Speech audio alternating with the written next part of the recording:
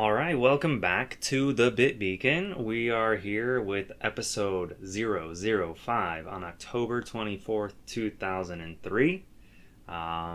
This is our fifth episode. I kind of think it's a milestone. It is. It is a milestone. Anyways, maybe we're going to go celebrate afterwards. I think so. But let's just kick things off immediately, how we usually do, with what we've been playing, what we've been buying. You want me to go first? You go first. All right. So I picked up one game in the last week, Super Mario Brothers Wonder for the Nintendo Switch. I have not yet started it because I'm still playing Final Fantasy 16, and I'll probably be playing Final Fantasy 16 for the next month. But Super Mario Wonder is out. Critics are hailing it as the next, the best 2D Mario game in 20 plus years. I've seen the reviews. They're off the chart. Yeah. So, I mean, it's just a game, but I did have a bit of an interesting story acquiring my copy of the game. I got up early on launch day, which was last Friday, and I went down to my local Target because they had a special purchase bonus, this kind of foam shadow box that I thought looked pretty cool, and it was just a bonus for buying the game there, so I thought, why not? So I'm out at the Target. I'm there for an hour. They finally open up. I go back to the electronics department. I'm waiting 10 minutes for the electronics guy because he's in the back pulling all the games.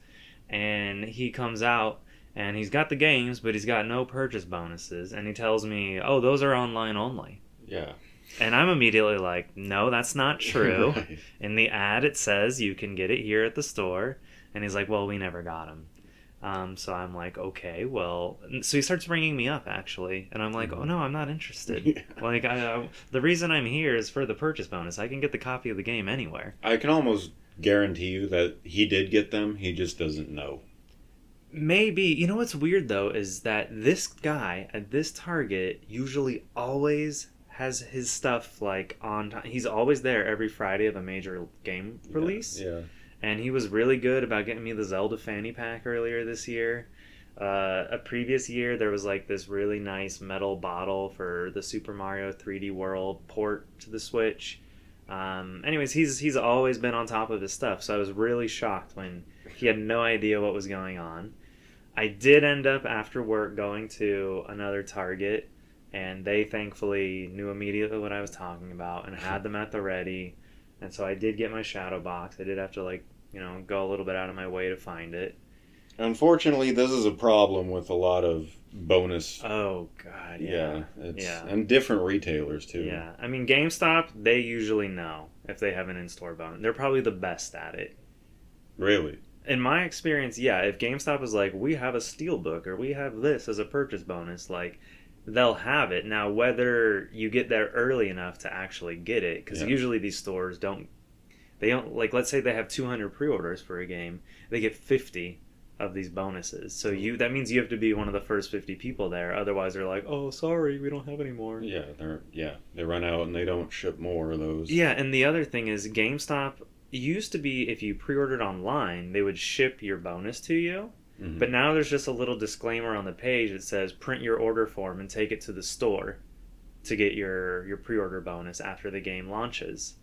And is that better? No, because the people at the store don't want to give the online people the bonus. They want to save that for their in-store pre-orders, the people who help boost their numbers up. Yeah, right. That doesn't guarantee you one. No. When for Zelda earlier this year, I went around and got almost all the little purchase bonuses at all the locations, and then I just later returned the games. Right. But I went to GameStop specifically with my online purchase or my online order form printed out, and he's like, "Oh, dude, I don't even have very many. I need to give it to the people in store." But I was like, "Dude, it's the collector's edition. You couldn't even pre-order the collector's edition in store." And that was it got me a little bit of sympathy, and I'm kind of a regular there, so he's like. He actually gave me the purchase bonus early, before the 9 p.m. launch event that they were doing that night. Wow. He just waited till the other person who was in the store was out and just handed it to me real quick, and I just left. But I also pre-ordered a second copy of Mario Wonder from Walmart because they also had a purchase bonus. Oh, right. For this special set of Super Mario Brothers Wonder trading cards.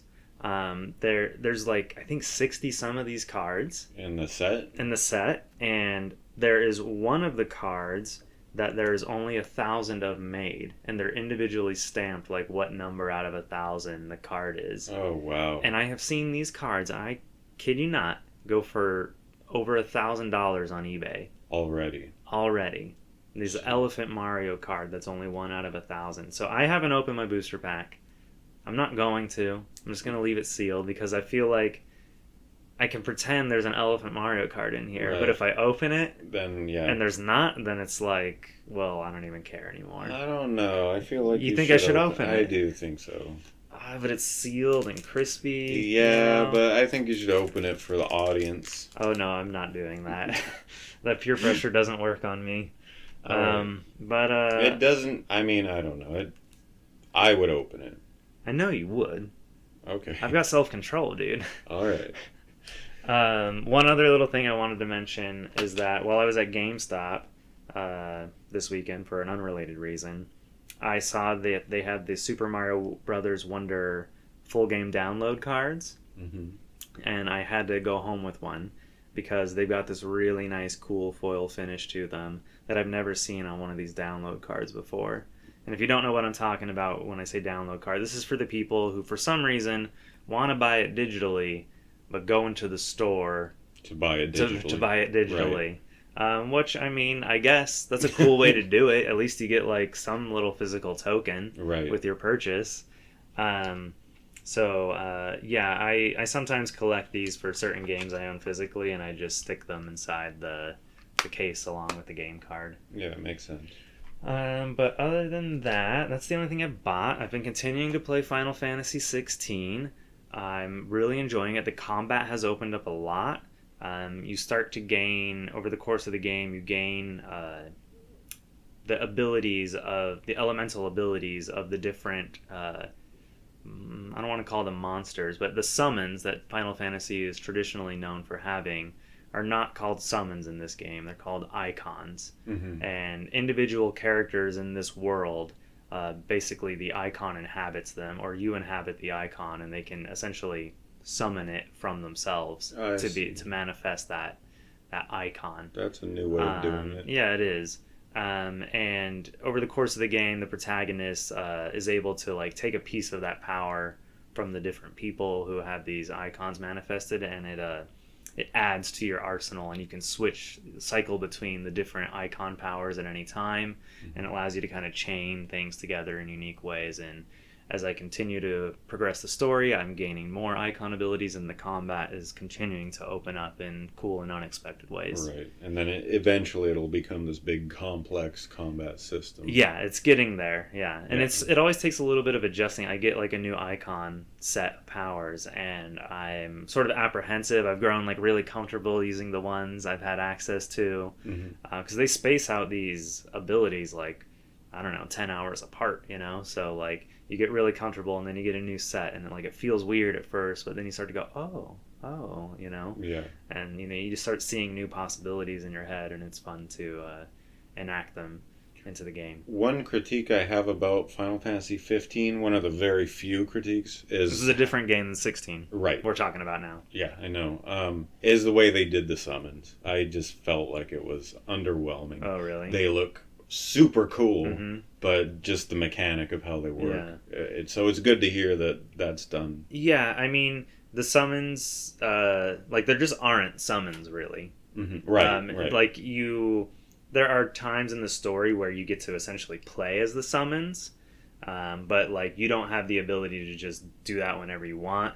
Like, the story necessitates that you're having these, like, icon battles. Right. And they're really cool. They're super cinematic. They're a little, like, scripted. Like, it kind of feels like it's hard to lose those particular encounters, but it's not impossible to lose them. But they do seem pretty forgiving. I think they want you to have just like a, whoa, that was awesome. You know, not like, oh, I died 10 times trying to, like, complete that segment, you know? Right. They learned their lesson from back in the day with that, I think. I mean, the main game is still easy, you know, when you're just playing as the protagonist, Clive, to run low on health. And they let you do get potions, but they're capped. You can only have like 4 regular potions and 3 high potions, so you can't just stock up and have. Is it one of those kind of games that has like a storage away from your inventory? No, when you gather a potion and you're already maxed on that particular potion, it just applies a potion to your health bar immediately. Okay. So they don't totally go to waste unless your health also happens to be full. Gotcha. But the game is pretty smart about knowing, like, you just got out of a really tough encounter. So in the area that precedes that tough encounter, you're likely to find some potions and stuff and chests or whatever nearby. I gotcha. So it's not too difficult, although if you start going off the beaten path and you're doing your own thing, you're grinding and stuff, you could run out of potions. They do have limit break in this game, and when you're in this limit break mode, which you have to kind of charge up through like battling and combat over time, right, and you get into this really powerful state when you activate the limit break. And while you're in this powerful state, you do regenerate health, like when you're successfully attacking enemies. So there are multiple ways to get some health back. So limit break is something that usually traditionally comes later in the game. It wasn't there from the moment you start the game. Okay. It did.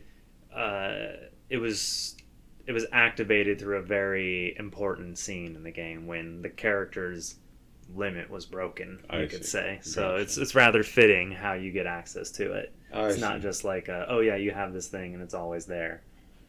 That's awesome. Yeah. Yeah, I'm really enjoying Final Fantasy 16. I know it has some criticisms I've heard. People didn't blow people away as much as they were hoping it would.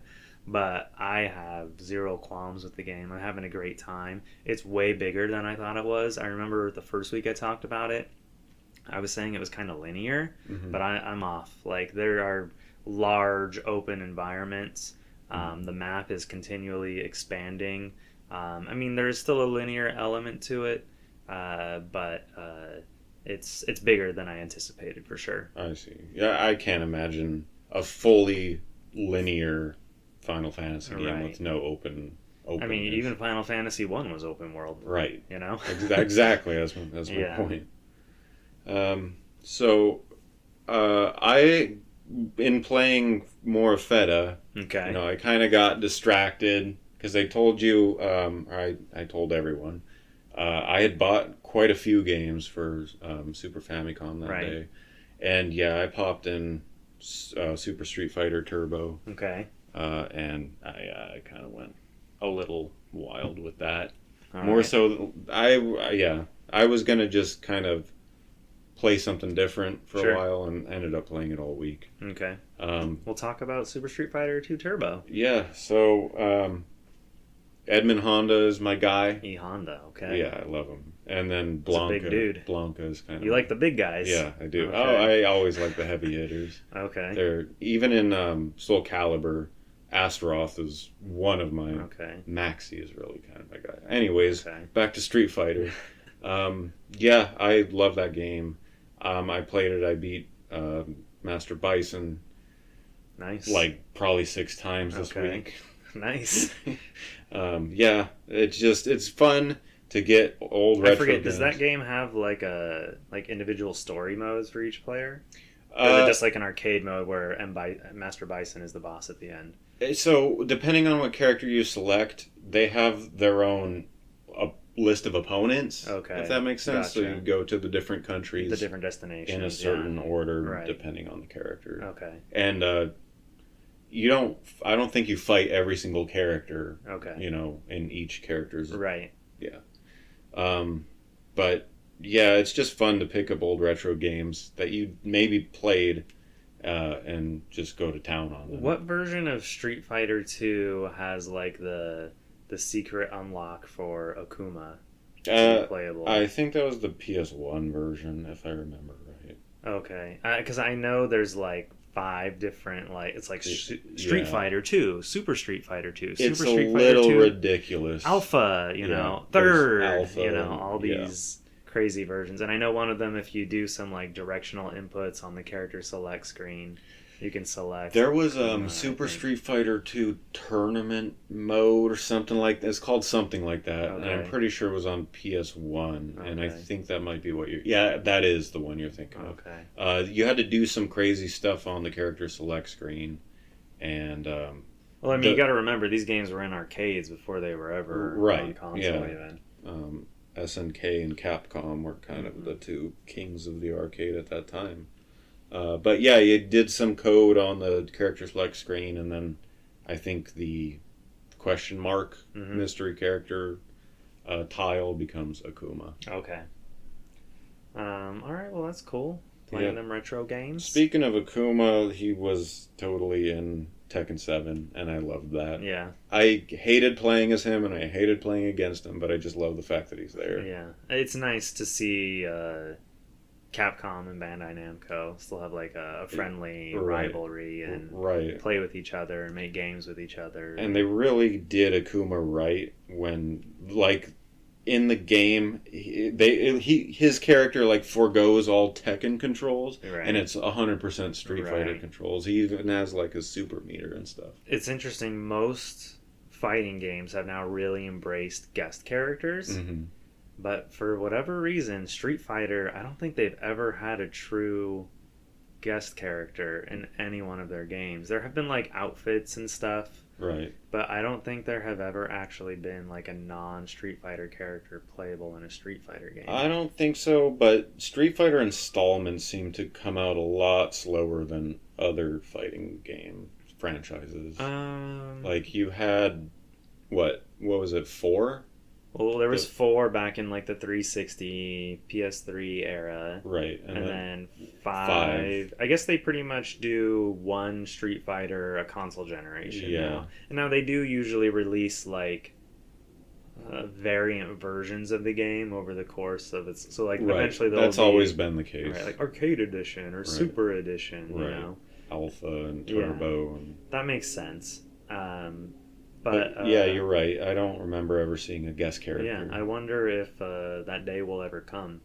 I feel like if it does come... I know they recently had like in Street Fighter 6 that just came out this past summer, they had like a collaboration with like Teenage Mutant Ninja Turtles where like you could get costumes to use with the sort of create a character thing, I think it was.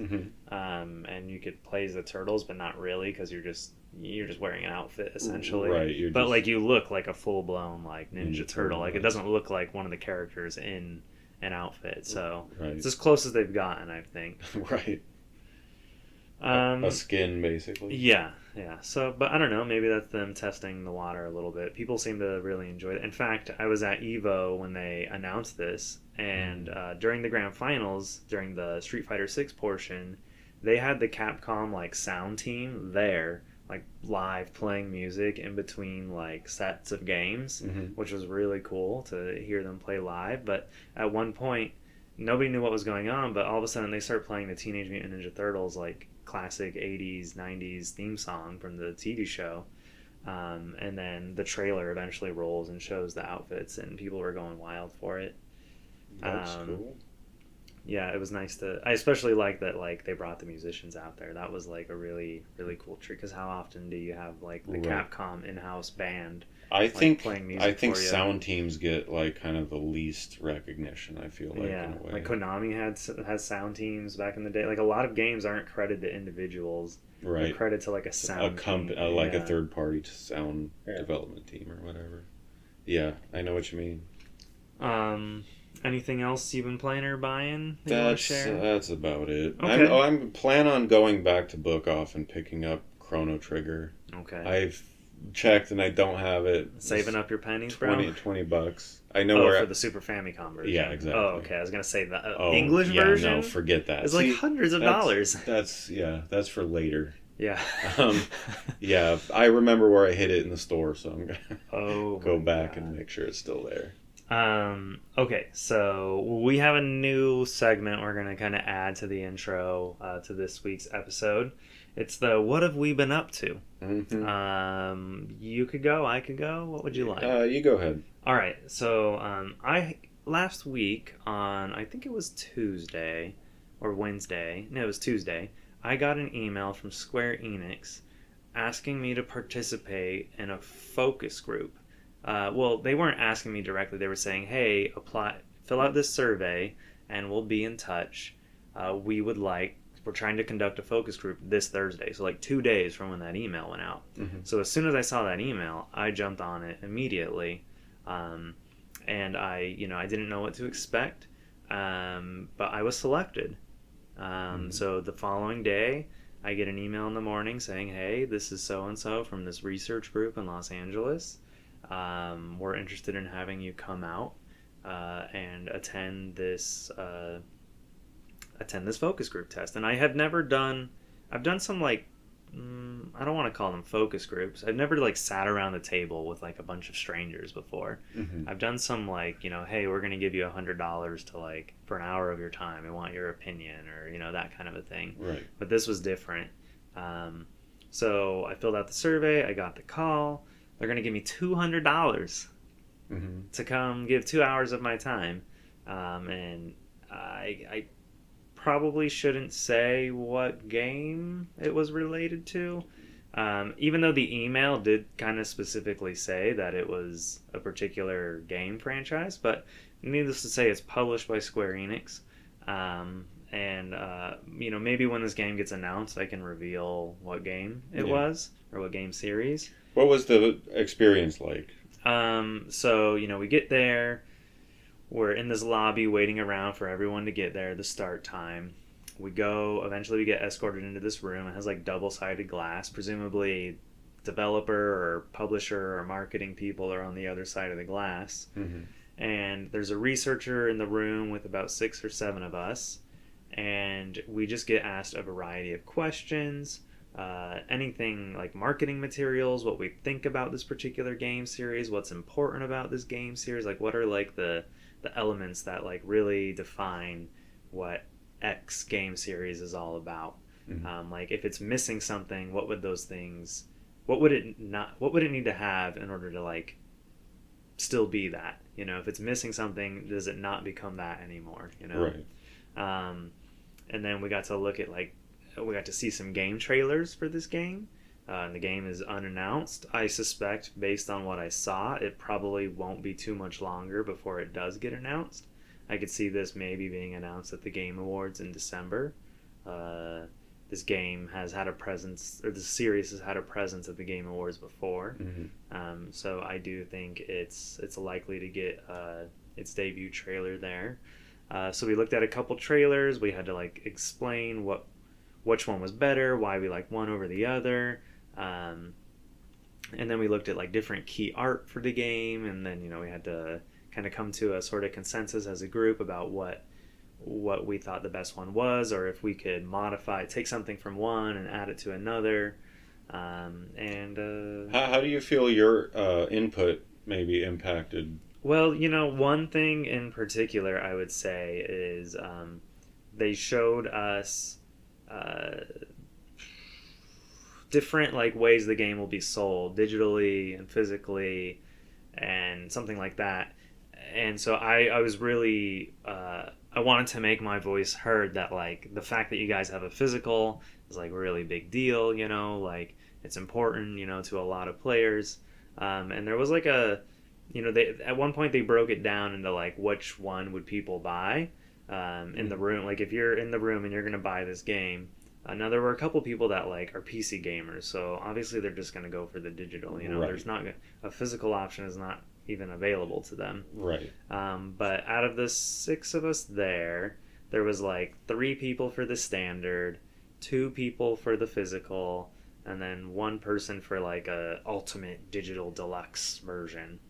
And so I just really wanted to like, because when they're looking at this group, they're thinking like, we got a wide variety of gamers here, so like my voice is amplified times 10,000, mm-hmm. So like I wanted to make it known, and thankfully there was someone else in the room who was also appreciative and receptive to the fact that there was actually a physical version of the game going to be made available. Presumably that could change, I don't know.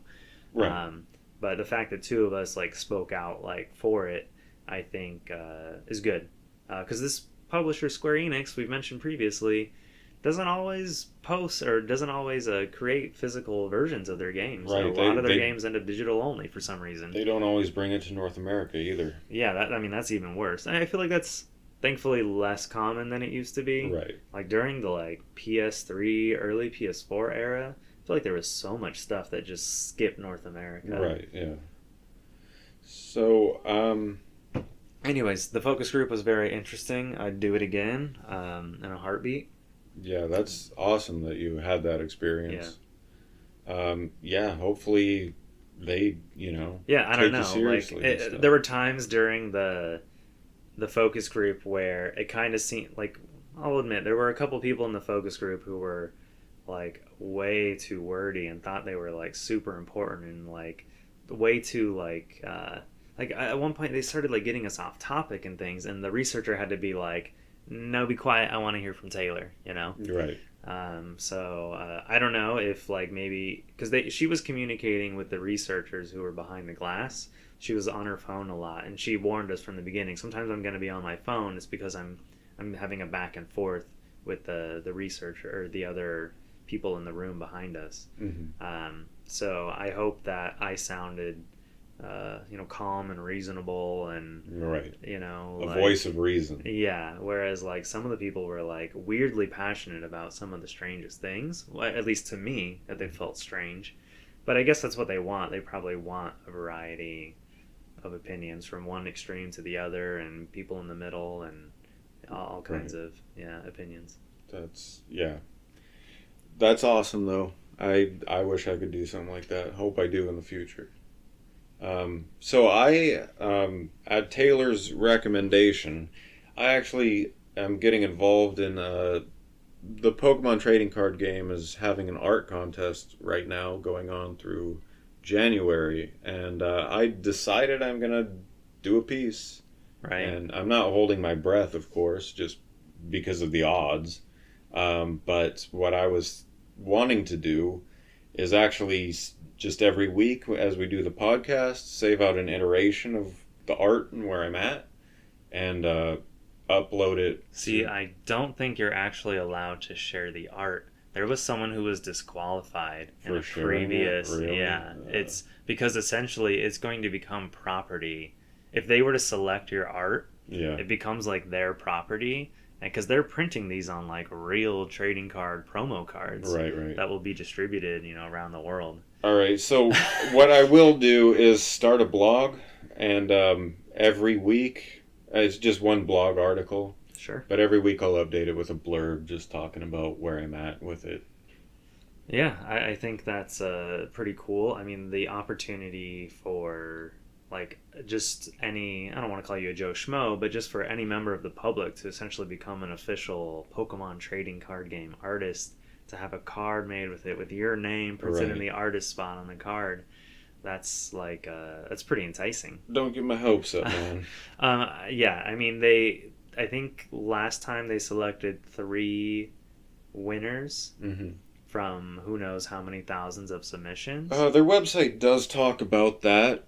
I don't want to pull it up right now, but I believe it's 1 grand prize winner, 3 second place winners, and it must be 2 third I think place. 6 or something like that. Well, because this year I noticed they're doing 3 regular cards, and they said 3 EX cards. Right. So there must be 6 people who are going to get cards printed. Right. Okay. Yeah, that makes sense. So I don't know how they divide it exactly. Or maybe there's 1 first place winner for regular card, then there's 1 first place winner for EX card art, that kind of a thing. Mm-hmm. The website mentions that one person can do up to 3 pieces of art submitted for this. So if I can do this in a timely fashion, I can maybe get a second one going in time. I don't know. I'm kind of doing this in the background of, real life. Right. So I don't know if I'll get 3 done. Yeah. But so I looked in this. They don't do this contest every year, but it seems like they're doing it every other year now. It used to just be a Japan only thing, and then in 2022 they made it like a world. Well, I hate to say worldwide because it's very few countries. It's like a list of like 11. So many countries that can participate. Right. But at least it's got more of a universal access to it now. Right. International. And last year they distributed the winning cards from the Pokemon Center website. You had to make a purchase and they sent people like a special code, and you had like 6 months to input the code and get your set of cards. Yeah, so I'm looking forward to seeing the results. I wish everyone the best of luck who is participating. You're going to get me a card that says Ravenheart at the bottom. That would be the ultimate. Like you've made it, dude. You can die. Right. That would be it. But yeah, so wish me luck, and I'll be talking about my progress. All right. So we're gonna jump into a discussion before we get to the news. I wanted to just talk about like video game history. I think we had maybe said in a previous episode how like there's a lot of these developers who were there from the early days are now dying and their stories are going untold. Mm-hmm. So there has been more of an effort in recent years. There's now various like book publishers, and these are like boutique book publishers, I should say. Right. Like the major book publishers for the most part are not really embracing. Yeah, I mean the whole topic in general is a niche thing. It's crazy to me, though. It's just not niche anymore, though. I mean, like, people write music biographies all the time. It's a big niche, right? But it's still not. I mean, it's bigger than TV and music combined. Video game history isn't. Video games might be. Right. But... I mean, yeah, I guess video games are still relatively young in the scope of entertainment. They're, like, a half the age of... They're the fastest evolving medium, for sure. And they've eclipsed it, and all other entertainment industries in terms of like monetary sales each year. Oh yeah, absolutely, by a lot.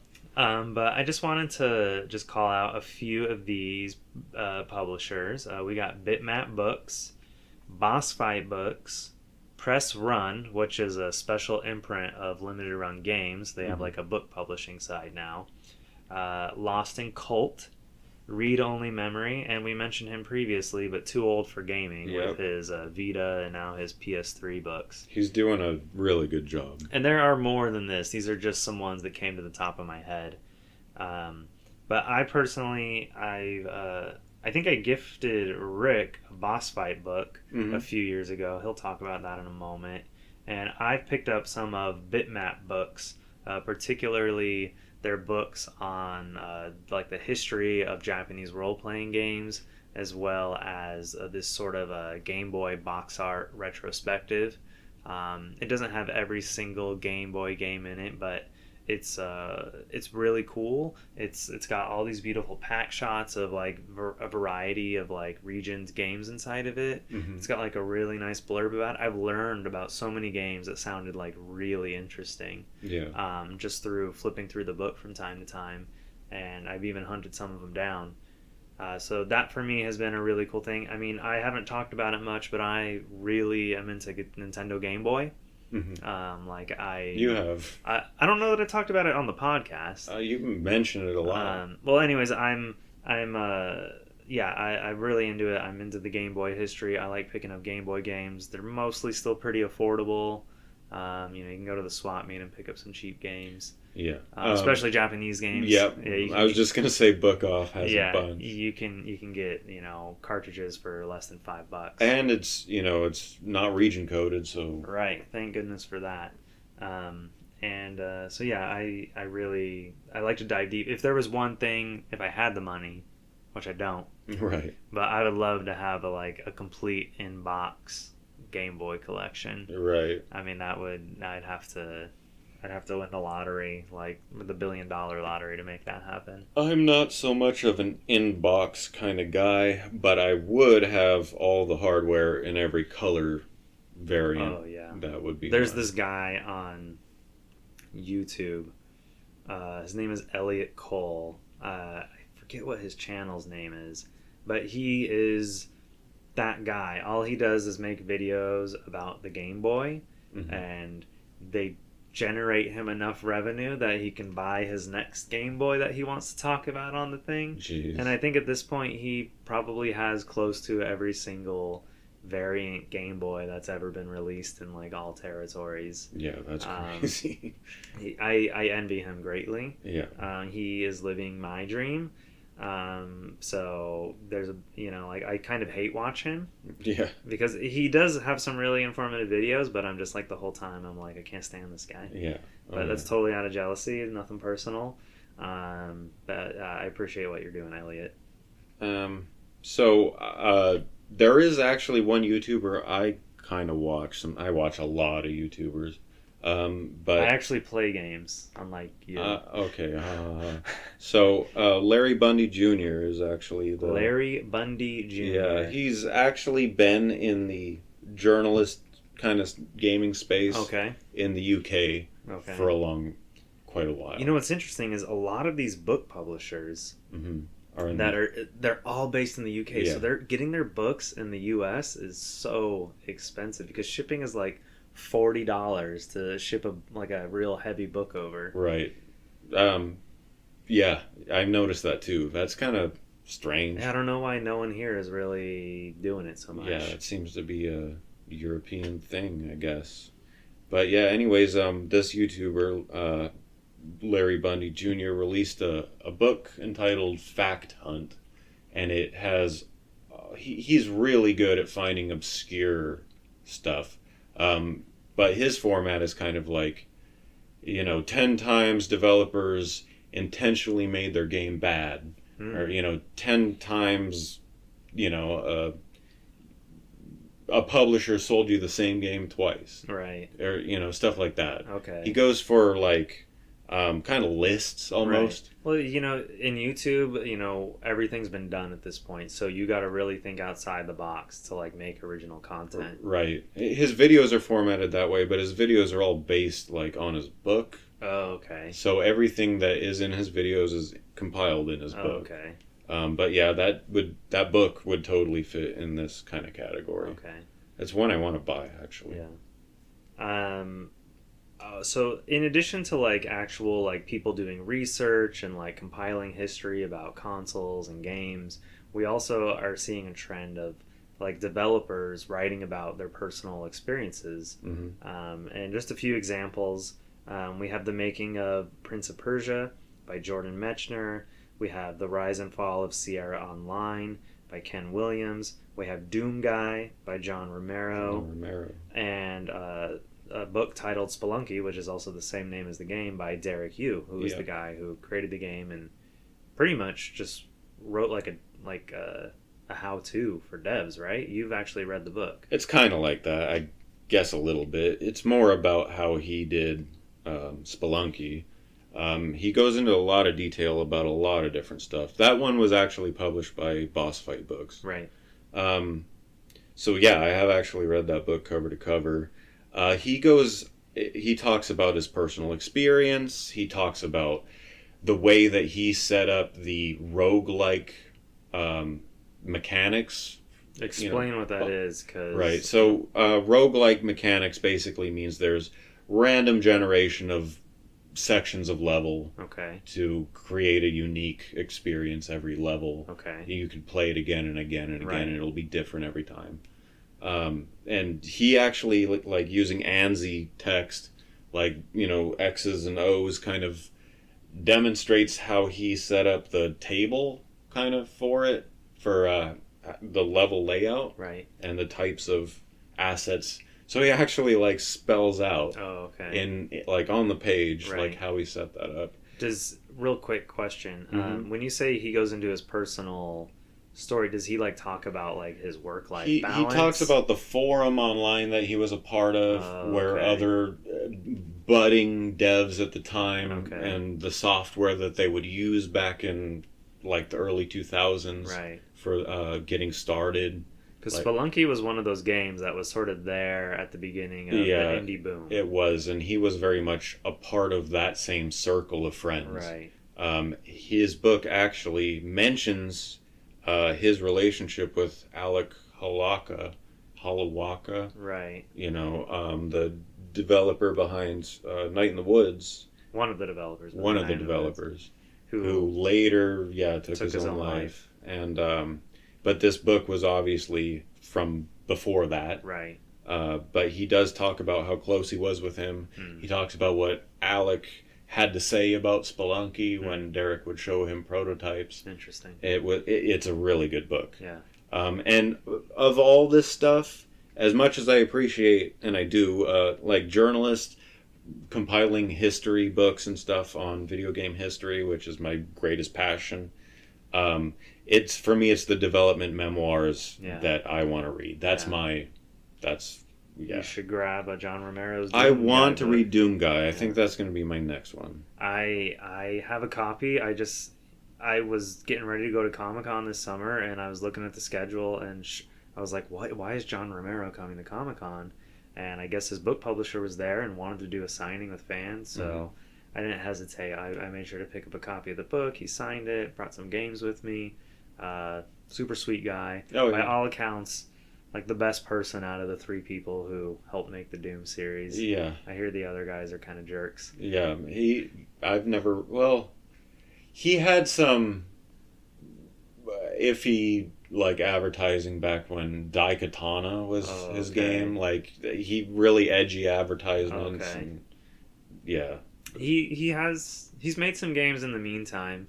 I think I was reading he lives in Ireland now. He totally relocated from the US. Him and his wife live in Ireland or Scotland or something like that.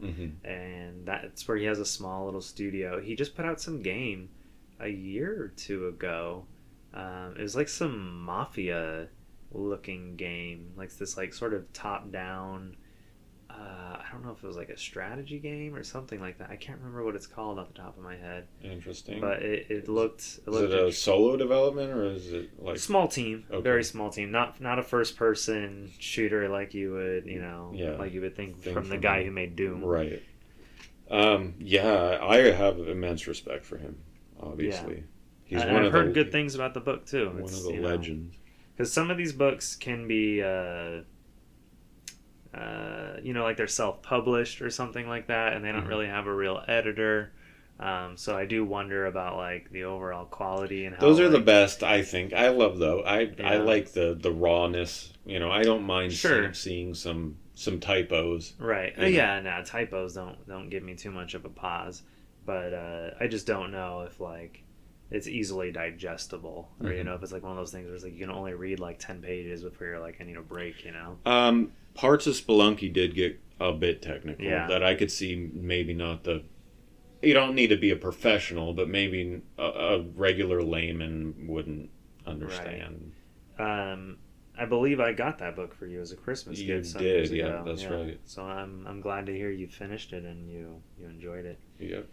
I had read that people were if you're developing a game, you need to read this book. Yeah. I was it's a short read. It's 120 pages maybe. It's reflective, I think, of a lot of indie games that we know. Yeah. Not all, of course, but when you think of Stardew Valley and just other games like that took the developer 10 years, solo developer. Right.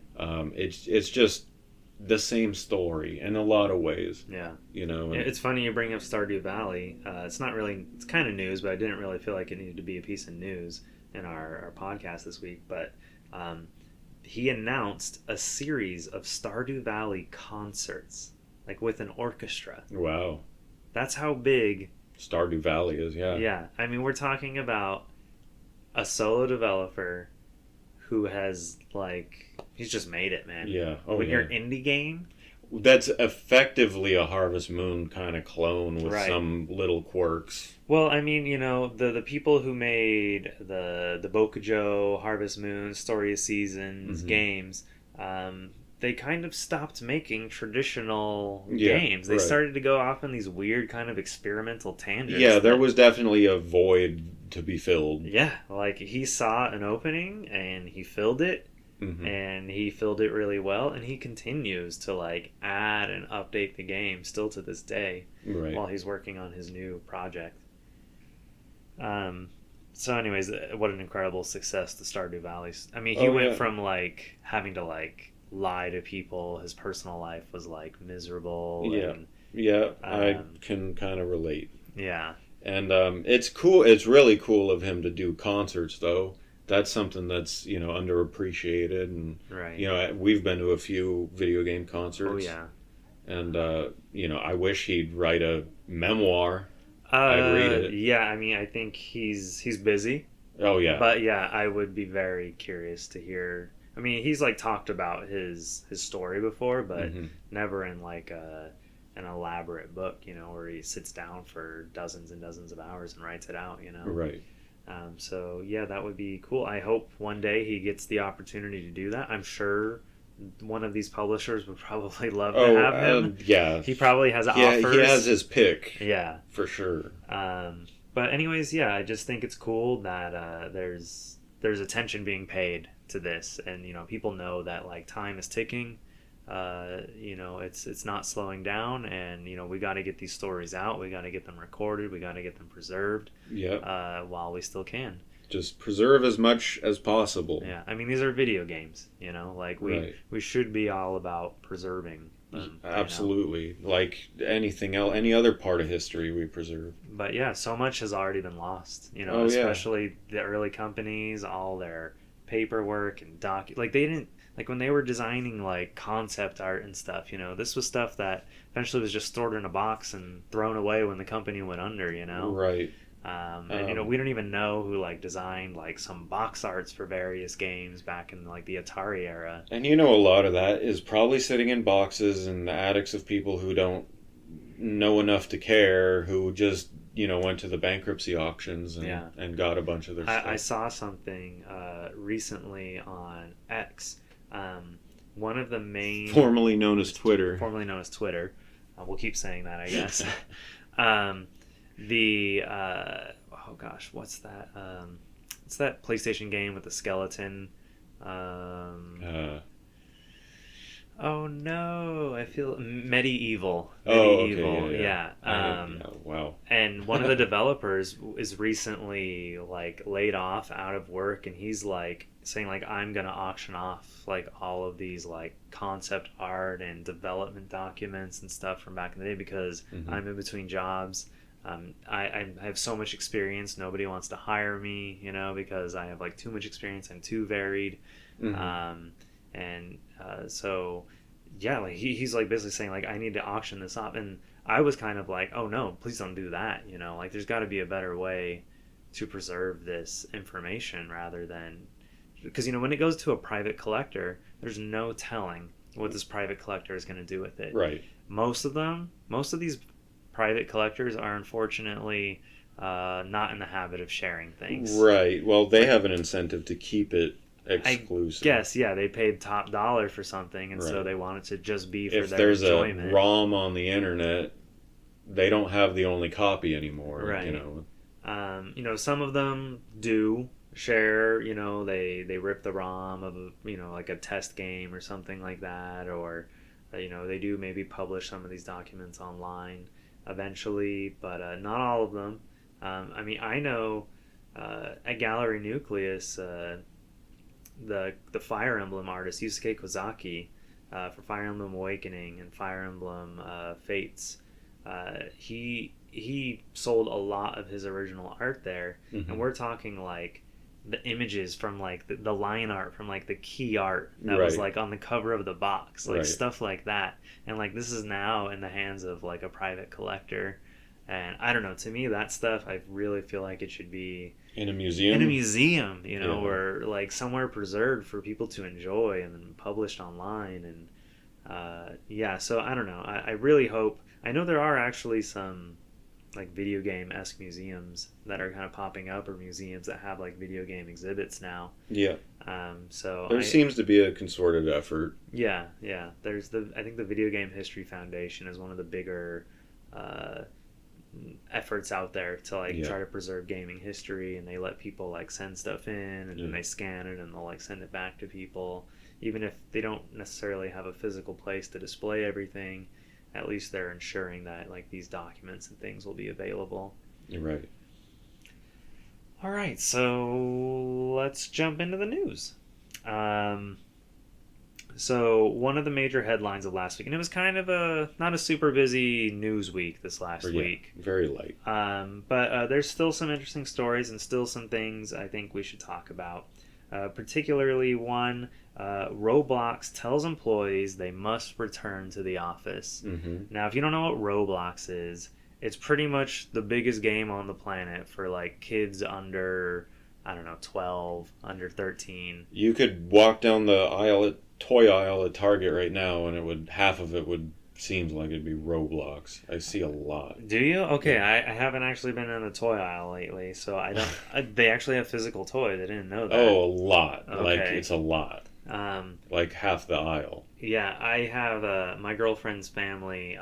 There's a young daughter, and she is like obsessed with Roblox. Like anytime I'm visiting her brother, I see their kid just playing Roblox. Like they just absolutely love it. It's like this generation's Minecraft. It's bigger than Fortnite now. Yeah. It's bigger than Minecraft. But really, what it is it gives people a way to create games for this platform. Mm-hmm. It's like a publishing platform for games. They give players the tools to create games, and then these players can publish their games on the platform. And then if they get popular or not, then they either go by the wayside or they catch on, and then people really like to play them. Not everybody who plays Roblox makes games for Roblox. Right. I would say it's probably a really small portion of people who are actually like developing for it. Right. But some of these really, really, really popular game modes are actually made by kids. Mm-hmm. So that means Roblox is using child labor yeah, right, to create their games. Or to generate revenue for them. It's kind of an interesting moral, ethical quandary. Like, and then what they pay these kids in. Like, if their game generates revenue for Roblox, they pay them in like in-game currency known as Robux. And I guess there's a way at this point now where players can pull Robux out of the game and turn it into real dollars. Mm-hmm. And some of these kids are making we're talking like preteens making like $10,000 a week. That's crazy. That's crazy, That's right? Insane. And like if their mode or their little micro game that they create, catches on, like these kids are now set for life. Yeah. Oh, yeah. Yeah, it's insane. And they don't even have to have that big of a lifespan either. If they're just stocking away $10,000 a week. Yeah. Yeah, that's it. Yeah, that's kind of crazy. But it did just launch on PlayStation 4 and PlayStation 5, and in less than a week was downloaded more than 10 million times. And this just happened like 2 weeks ago. Mm-hmm.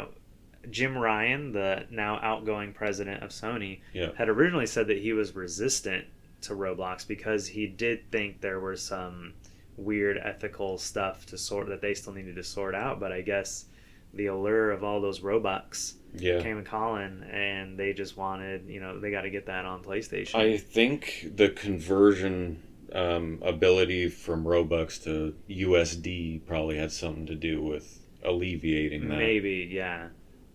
Because I don't know if originally like there was no way to earn money, because I also understand that developers can create like skins for characters mm-hmm. and different items that players have access to in the game. Like if someone had like a sword, they could make all kinds of a variety of skins. Right. And then they sell these skins on the store for Robux, and then the Roblox company keeps a portion of those sales, but developers then get like a cut. I would have to imagine the cut is probably way more in favor of Roblox than it is for I don't think it's like as nice as the the 30-70 cut that a lot of like stores developers get from. But I don't know that for a fact, so that's a little bit of speculation on my part. But just knowing that their target audience is kids, the kids are probably happy. Wow, I earned 10 Robux today. Right.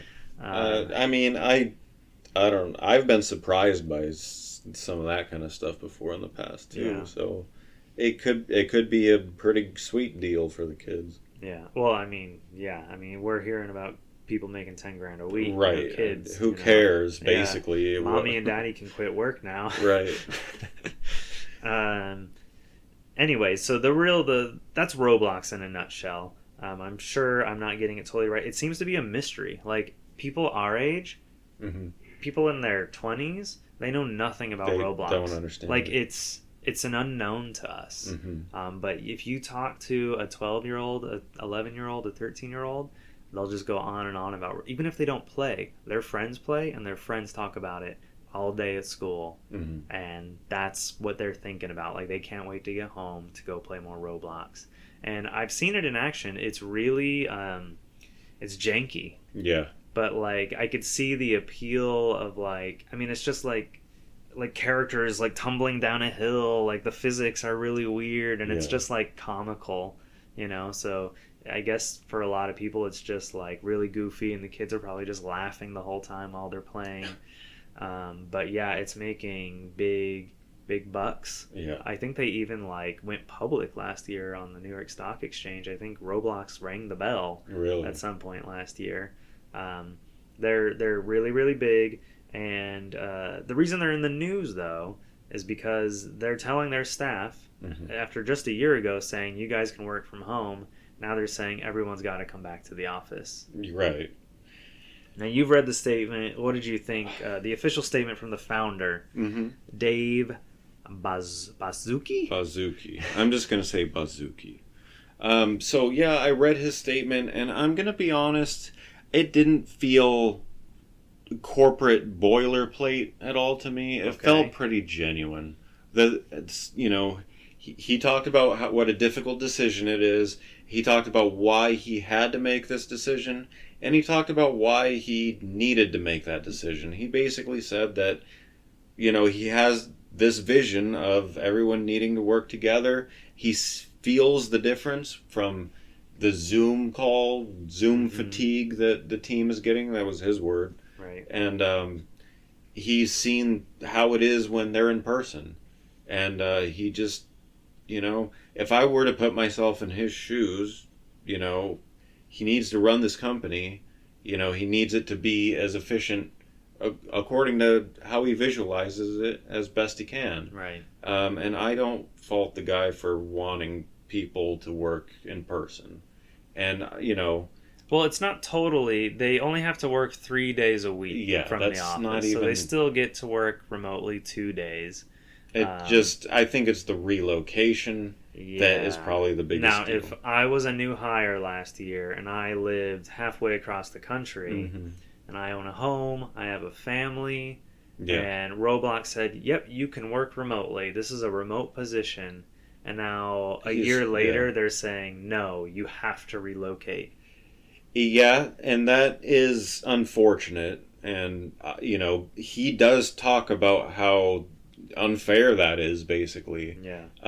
He tried to sweeten it up as much as he could. And it does sound like he's offering a pretty good deal if they don't want to work. Well, I think the severance is based on like how long they've been there. Sure. So if you've only been there a year, I can't imagine that is too much. But I think they said like there's 6 months of like Yeah, so I'll go over it. Yeah. So they're offering if you decide that this isn't for you and you don't want to move to San Mateo, I think so. It's you can opt for a severance package, which is nice if you're just a normal employee. Right. Severance packages are usually for managers and above. Or if you do decide to go, they will assist with relocation. Oh, also, if you do leave, you're entitled to 6 months. My bad. 6 months of healthcare coverage. Right, for you and your family. That's pretty sweet. Yeah. And there's like a timeline, right? Like it's not immediate. Yeah. You have to like decide by the end of the year. He's given a pretty fair grace period. I think he wants people ready to work in June. Right. So if you do decide to relocate, you have until like June to get out here. Right. I think he wants a decision by January. Yeah. It was like in the next couple of months, I remember. But then if you do go out, they will assist with relocation. I can't, this doesn't feel evil to me. No, it's not evil. But I would just probably be really annoyed. Yeah. If, you think you landed the dream job, you get to work from home, you get to stay where your family is, but because now you're literally put between the choice of like, do I leave my family or move them out, or right? And they could have multiple kids in school, and that could be really painful for them. And my sympathy goes out to people who are in that situation. But if you worked for Roblox, you have some industry experience, and I think finding another job in the industry would be a lot easier than had you not worked there. Yeah, I mean, considering how much of a big thing they become, whether or not a lot of people like us are taking them seriously or thinking about them at all. Right. It's still a big deal, and they're making really, really big money. Mm-hmm. And I don't see it as an unreasonable ask. Yeah. Now, if they had been like, you guys have a month. Yeah, and companies do that. Yeah, they do that. So that would be pretty brutal. So I guess if this is a lesson in how to do it if you're gonna do it. I would say so. Yeah. I think they're handling this pretty classy. Pretty classy. Yeah. I mean, I think they said there were a handful of employees who would be able to remain remote. Yeah. Like if you had a very specific set of skills or something. Some are required to be remote. Right, like the people in the data centers and things like that. And then I guess if you have certain multi-talented. Yeah, like if you're a one of a kind, right. wonderkin, basically have whatever you want. You can do it. Yeah, you can stay home if you'd like. What were your thoughts about the statement, though? I thought it was nice. It detailed everything. Like you said, it didn't come across as like evil corporate dick.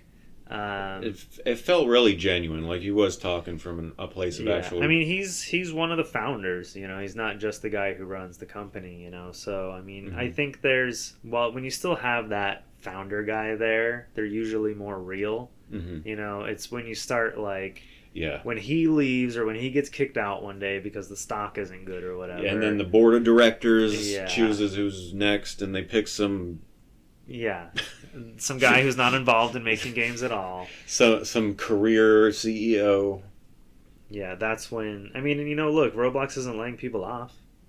That's true. Everybody else is seemingly laying people off. They're not like Epic Games. Yeah, Epic Games, which is. God, I mean, they have an enormous amount of employees. They also have an enormous amount of like subsidiaries and stuff. Right.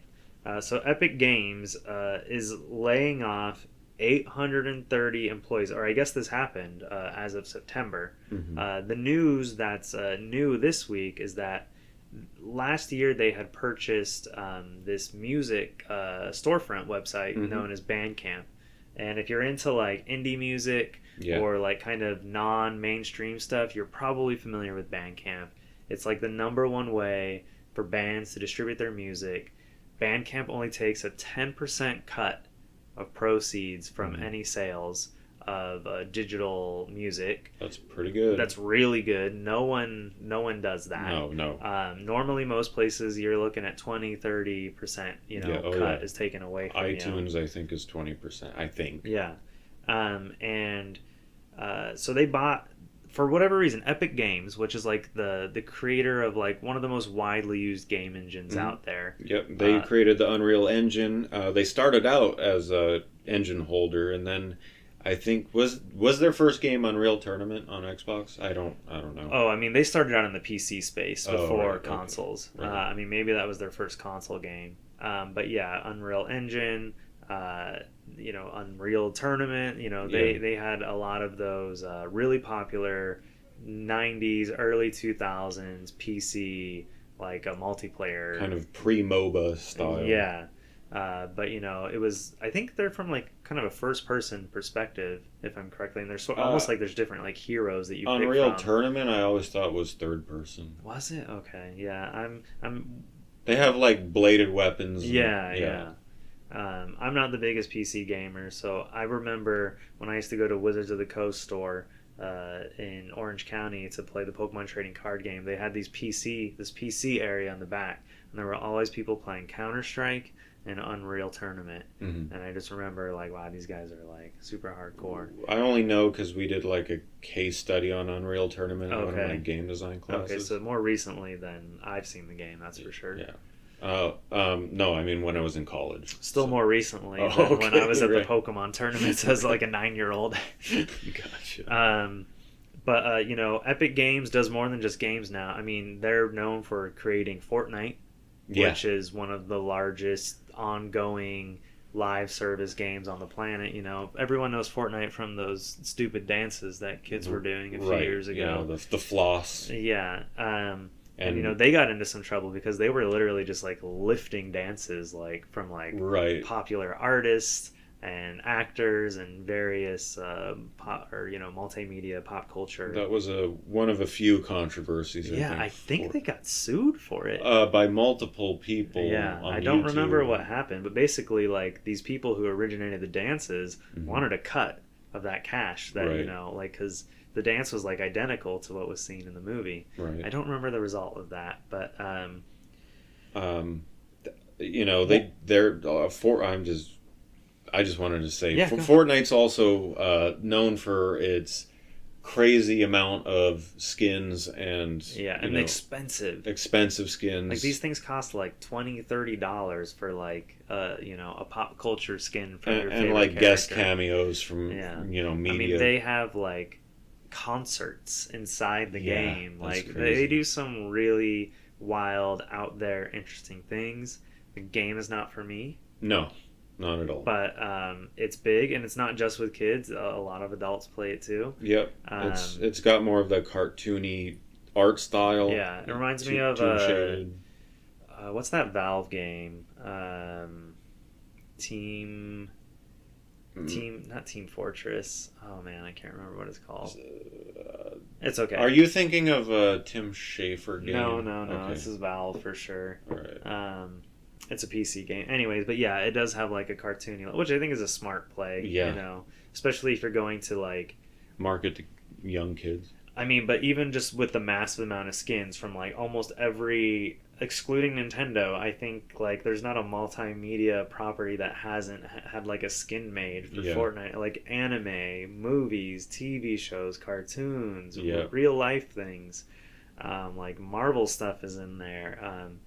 It's a really big deal, and you know, Epic Games does more than games too. Like they use the Unreal Engine to they use that to make like Star Wars TV shows and things like that. They also have the Epic Game Store. Yeah, that's another thing that they opened up a store in direct competition with Valve where they promise more profits to the developer than other storefronts do. That had its number of controversies as well. Oh yeah, buying up Kickstarter projects and making them exclusive, and people really don't like it. No, they don't. It also came out at a time when we already had like 9 launchers. Right. You know, we didn't need another one. Well, I mean, there was really just Valve, and then you had publishers had their own launchers on the side where like you could just find EA's games or Ubisoft games, and I mean. A lot of times those games were also available on Steam, but I think anytime a Steam user is told he or she has to buy a game on another ecosystem, that just upsets them. I don't think exclusivity really works in the PC space the way it does in consoles. Yeah, I mean, you can still play it on your same machine. It's not like you have to buy a separate machine. So I personally don't really get why people I don't either. Hold a pitchfork. I can see I refuse. I won't buy it. I can see it being annoying, and maybe if you take your Steam account with a passion and you want your hours to be tracked and all your achievements on one account, but it's still, you're playing it on your same rig. It's not even like. Truly exclusive. With console exclusives, we have to play on a different machine. Yeah. So I mean, in that way, I do see the benefit of being a PC gamer, where all the games are there. You know, it used to be a lot of console games wouldn't be on PC, and a lot of PC games wouldn't be on console. But that's really less and less the case now. Even a lot of first-party PlayStation games. A year or so later will now be on PC. They've really taken the PC space as a new separate platform for them. Right. and Xbox. A lot of their games have always been on PC, but Nintendo will, I don't think, ever be on PC. No, I don't. As long as they're still making physical hardware, their games will not appear anywhere else. No, they're not interested in being on any kind of third party platform. But part of these 830 layoffs, Epic Games also sold off Bandcamp to this company, Songtradr. And now Songtradr specializes in helping people license their music for like YouTube videos, TikTok, that kind of a thing. Right. And so as soon as Songtradr acquired Bandcamp from Epic Games, they laid off half of Bandcamp staff, like, immediately. Yeah, it was 118 originally, and they let go of 58. So that's pretty much half. Yeah, I mean, it's been a blow. I mean, Bandcamp is largely beloved. People question, why the heck did Epic Games even buy Bandcamp last year? Yeah, it's a really good question. I'm not a huge fan of Epic. Yeah. I just don't like their style of how they do things. But I think they just need that. There's a hubris there, and they, like with launching the Epic Game Store, they just need to have their own launcher because they just want to have it. I feel like maybe the acquisition of Bandcamp was kind of in the same spirit. Yeah. They just need to own it. Yeah. It's bizarre. I wonder if the guy who sold Bandcamp, the guy who owned Bandcamp, started Bandcamp and then sold it to Epic Games, and he was all like, oh, this is going to mean great things for Bandcamp. Right. And then a year later, half of his probably beloved staff is now out of a job. Yeah. And Songtrader's like, well, sorry, we don't need these people because they're essentially duplicate positions from what we had. What's interesting about Bandcamp is I believe they're unionized, and they just happened to let go of all the union leadership in those 58 layoffs. So now Bandcamp is like running around without its head on. Right. So yeah, and I believe Songtradr was asked to comment on that, and they said, we didn't even know, we didn't have the union leadership like roster yet, so it's just happenstance that all those people were let go. Yeah. So things probably, I gotta imagine morale is really bad at Bandcamp. Which is sad because that's a really good platform. Like that needs to exist and needs to stay strong. Exist in perpetuity. Yeah.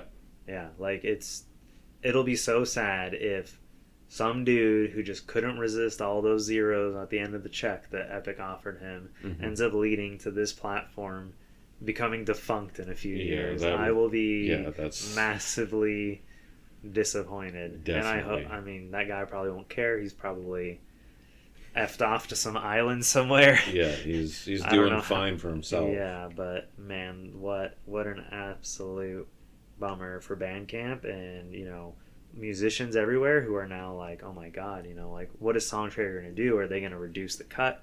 For some of them, that might be their budding career, and their main focus in life is what they have on Bandcamp, and this calls into question, or creates an uncertainty for them in, where they're going to be. Yeah.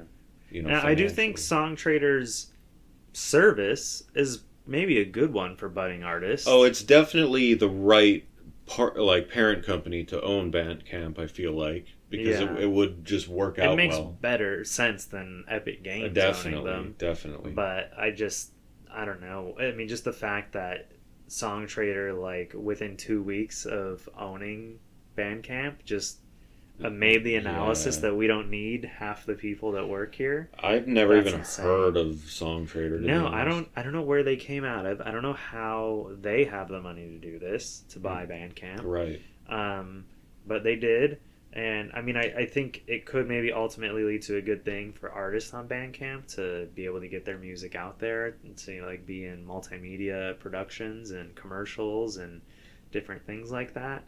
But yeah, definitely rough times over for the staff there.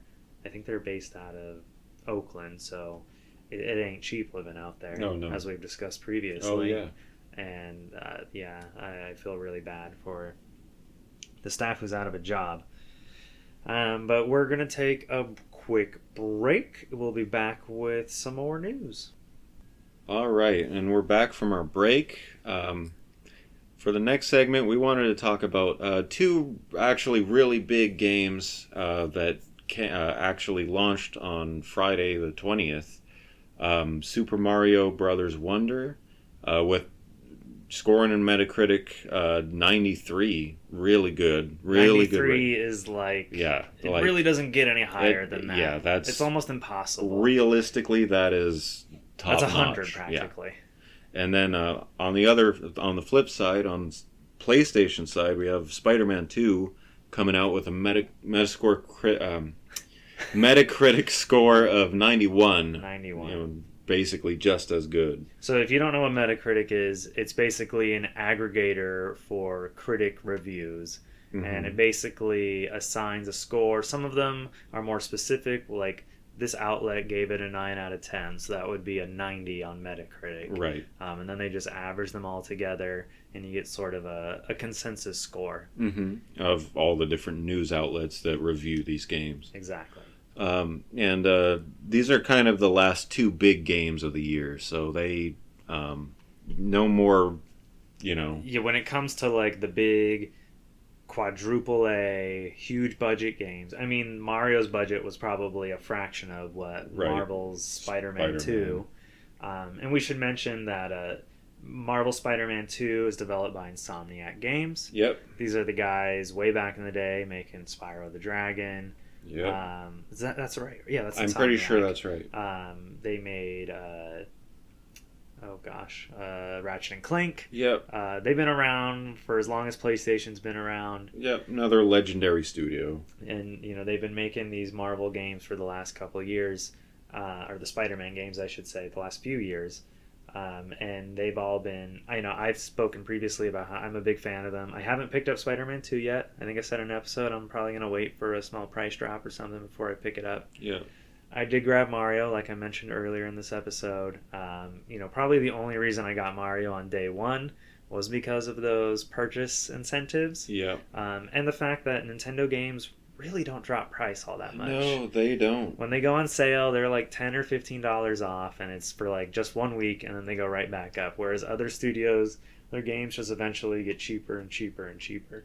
In some cases, like Super Nintendo games, they go way up. Yeah, well, they got cheaper. Yeah. At a point in time. Oh, yeah, they did. And now they're worth, 10 times their manufacturer suggested retail price. But yeah, these are pretty much the last two big games of the year. They both reviewed incredibly well. Yeah, they're both selling really well. Really big hits. I mean, well, we haven't gotten any numbers from Nintendo yet on Mario Wonder, but I suspect by the time we talk next week, we'll probably have some basic information from Nintendo. Spider-Man 2, though, has already sold 2.5 million. That was just in the first 24 hours of launch, making it PlayStation's fastest selling game in their entire franchise, or in the entire history of PlayStation. Yeah, that's crazy. I mean, that's basically, it may as well be the fastest selling game of all time for all we know. Right.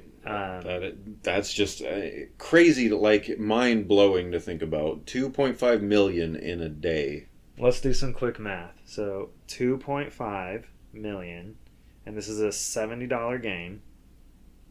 So okay, hold on. I gotta actually not do points. Well, you're probably better at math than me. What number is this? 2.5 times $70. You got it wrong. That should be a 5, not a 9.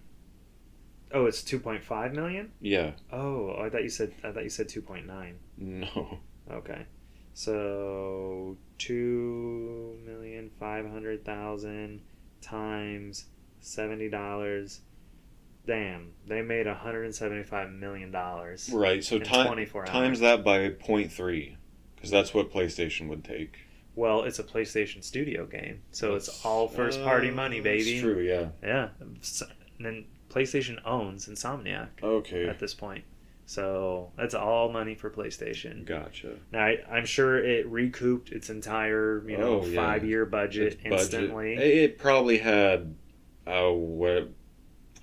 12 mil. I'm guessing. Oh, I don't know, man. Like the budget for video games now is like absolutely crazy. Yeah. For like these kinds of, I mean, we're out of AAA. Yeah. This is quadruple A. It's all motion capture. All the main characters' animations are motion captured. I mean, and just how large these games are. I mean, because it's also set in New York, they're able to like recycle some stuff. But I mean, they made sure to highlight before the game came out, like just how much has changed in the world, what they've done to improve it. They're not just importing. According to the last state of play, they doubled the size of Manhattan. And then improved everything that was there prior. Right. One thing apparently the Chrysler building is not featured in the game because I guess they wanted way too much money. Chrysler to license the likeness of the building in the game, which is crazy. It was in the first game. It wasn't in Miles Morales, and now it's not in Spider-Man 2, which is unfortunate. Gotcha. I remember thinking when Miles Morales game came out that like Sony was just too cheap to license the building for the lesser of the two Spider-Mans, Right, yeah. But it turns out, I guess Chrysler just wants an insane amount of money to have their building featured in the game. I don't know why they wouldn't just take whatever they can get. I would have to imagine that most of these buildings that are like kind of iconic imagery are probably just happy to be featured in the game. Yeah. They probably don't even ask for money. Right. You want to be part of like the historic skyline, just surely there was a maximum Sony was willing to offer them. Why wouldn't they just take that? Yeah. Whatever. Odd for sure. Yeah. But there's still, even though the last two big games are out of the year, at this point, all of the Game of the Year contenders, I think, are out. Yeah. Oh, yeah. So, like, as we get into this next month or two, that's what people are going to be talking about. We're getting to the Game Awards, and, the ones in Los Angeles, hosted by Jeff Keighley. Those are at the beginning of December. We should definitely try to go. Oh, yeah. Hopefully, it's on a Thursday night. Maybe you could get the night off. Yeah. Let's see what we can do. We'll figure something out. That would be fun to go.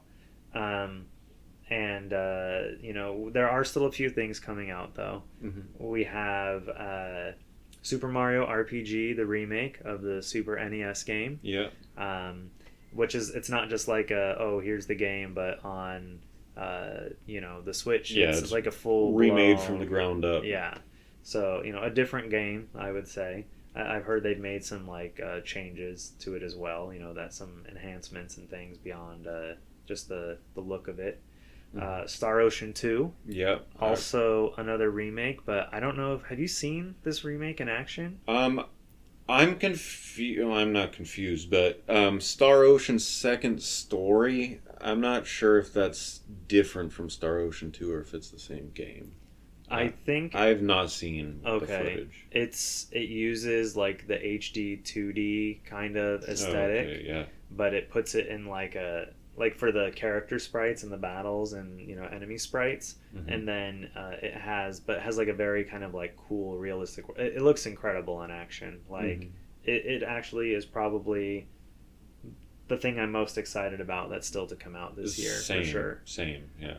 I really love all of Square Enix's HD 2D games, Octopath Traveler, Triangle Strategy. If it is Star Ocean's second story, that game is crazy huge. Yeah. A whole bunch of different characters I think you can marry, and this game is launching not even at $60. It's launching at $49.99. Which is crazy. I don't know. I think people would pay full price for it. That game had 200 different endings, or something like that. It was ridiculous. Get ready. Yeah. Oh yeah. Another big game that's still to be released is Persona 5 Tactica. Atlas is continuing to create spin-offs for Persona 5. This one has an interesting look to it. It's got sort of a chibi, deformed character look where they're kind of squished down. Mm-hmm. But it's got all the voice actors back from the main game, and it's like an original story set in the world, a continuation, and it's tactics based. So interesting. I don't think Persona or Shin Megami Tensei has ever done a straight up tactics. Yeah, it has. Double Survivor and Double Survivor Overclock were both tactics. Well, at least for Persona, this is the first time they've done a tactics game. Yeah. Usually they do like some like mystery dungeon style kind of games. But yeah, we haven't heard anything from Nintendo regarding Super Mario Brothers Wonder Sale. But I would expect that by the next time we record, we should have some information. And I may be repeating myself right now. But maybe next week we'll have an update on that for you. Nintendo usually says something after about a week for their really big titles. Yeah, and we'll bring it to you as soon as they do. Hopefully I can maybe get around to playing it too. I've just heard nothing but wonderful things about it. Yeah. It's got like a co-op thing too. I don't know. Maybe that's how I get you to play a game. I am playing games, actually. I'm just giving you a hard time. Okay. So, this isn't so much of a story as it is speculation on behalf of industry analysts. But given that Microsoft has now finalized their massive acquisition of Activision Blizzard King, yep. People are wondering, or people are thinking, hearing maybe even, that Sony is now under a huge amount of pressure to make some kind of grand acquisition. Now, early in 2022, Sony bought Bungie, the developers of Halo and Destiny. A lot of legendary titles. They did a joint development between Rockstar and Bungie called Oni back on PS2. Cult classic. Yeah. Wasn't for everyone, but I own it. Yeah, I think they had a game called Marathon as well for Mac. Yeah, so that was a shock because, Halo became a Microsoft studio. Right. And then went independent. And then in collaboration with Activision created Destiny. And then for Destiny 2, or about a year into Destiny's 2 lifespan, Activision and Bungie went their separate ways, and Bungie became the publisher and developer of Destiny. Yep. And then Sony goes and buys Bungie. Yeah, Bungie's been passed around a bit. Yeah, I was shocked that they wanted to be bought out to begin with. Yeah, they seem to be fighting for their independence a lot, and then getting bought out again. Well, I think Microsoft at the time wanted Bungie to make Halo forever. Oh yeah, right. And they were probably tired of making Halo, and I guess maybe. From my understanding is that Sony has given Bungie the autonomy to do what they want, publish their games wherever they want. Like future Destiny games will continue to be available on something like Xbox, We had just talked about Bungie in relation to Naughty Dog with their exactly, project. Yeah. Like so, one of the big reasons that they were acquired by Sony is for their expertise in the particular space that they're known for, being like a live service game that has managed to find an audience that is loyal and sticks around. Right. Whereas a lot of live service games they just peter out. Last a month. Maybe. Yeah. So, I mean, let's speculate for ourselves for a second. Yeah. Sony doesn't have the money to buy an Activision. Let's talk about the contenders. Okay. Like who... So we have Take-Two. Take-Two, the publishers behind mostly Rockstar's game and some sports titles. We have Electronic Arts, which is a really big one. They have a massive amount of sports titles. They have Respawn Studio, who makes like the newer Star Wars games, Titanfall. Yeah. There's that. What's that popular hero shooter that Respawn also makes? Hero shooter, like not like Overwatch. It's something else. Was it Battleborn? No, that was Randy Pitchford's studio. Oh yeah, Gearbox. That was Gearbox. It's okay. And then there's Ubisoft. Yep. Who is also, so there's like the three of them, and then there's some sort of like conglomerate sort of stuff that's been happening in like Europe. You have THQ. Yeah. THQ Nordic, I should call them. That's what they're named now. But they mostly own like a lot of like AA kind of studios, There's not a huge amount of like... I don't know that, Sony would be interested in acquiring something like that, Right. They're not all known for making like, well regarded things. They're just kind of like, they have their audience, but that's kind of it. But I mean, does Sony even have the money to do something like EA, Ubisoft? EA would be like crazy expensive. That would. I mean, those sports games, we hate them, but they make... I don't hate them. I like the... Oh, no, I hate them, dude. I actually hate them because they are filled with predatory, nowadays they are. Yeah, like, if you go back, 10 years, sure, they were fine. They were inoffensive, right. But now they have gotten so, where you gotta, buy players and stuff. It's ridiculous. And it's, they release the next year, and it's literally the same game with some jersey updates. And oh, the grass looks even realer than it did before. It doesn't make a lot of sense. I like the Tiger Woods games. I like the PGA games. I don't even know if they make those anymore. I don't See, I would imagine something like that probably hasn't been super bogged down with microtransactions and stuff. Right. But Madden, forget it. I'll never touch Madden. No. The basketball 2K, that's bogged down. I know it's weird. Sony makes the premier baseball game. Did you know that? Sony San Diego. Oh, Showtime, yeah. The show. The show, that's it, right. Which is interesting. A couple of years ago, Major League Baseball said this game has to start appearing on other platforms or you guys don't get to make the MLB game anymore. So PlayStation Studios now publishes the show on Xbox and Nintendo Switch. Wow. Yeah, so you can boot it up on your Xbox and it'll say PlayStation Studios. Oh shoot. Yeah. I didn't even know that. Yeah, that was kind of a shock, but I guess, rather it not be an exclusive and still make all that money. Mm-hmm. But okay, so I'm gonna throw one more contender at you. What am I not thinking about? You tell me what you think. Epic. Sony has invested into Epic. They actually own a minority share. Yeah, it's a decent little chunk. Yeah, it's I guarantee you it's in the single digit percentages. Right. Because I know Tim Sweeney owns at least 51%. Right. Because he's a majority.